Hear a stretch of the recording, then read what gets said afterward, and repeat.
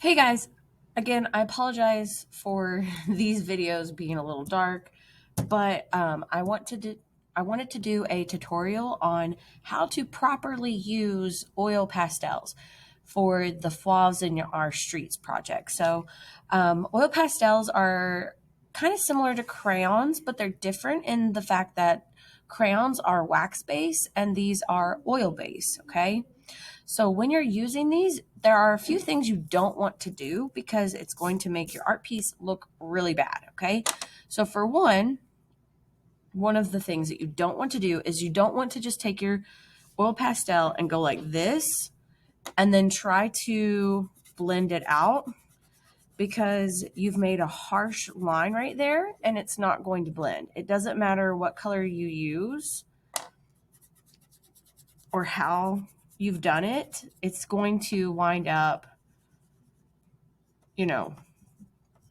not blending out the way that you want it to. Okay. You're always going to see some patchiness. You're going to have some, spots that aren't covered, which is what you don't want. Okay. So what you do want is to color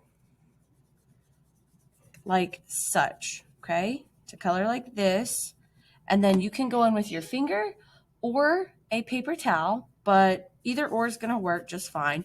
So go in with your finger. And this is how you're not going to have all those white patchy areas, is by going over it just like this, okay?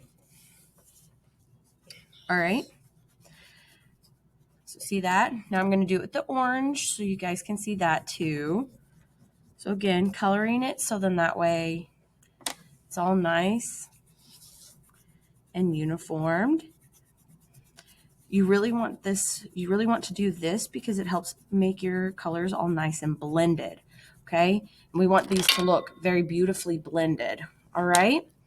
And then our last one, which is our yellow here, we're going to take it and do the same exact thing like that as we have been doing to make it also look blended. Oil pastels are also really good for blending in your colors for your projects.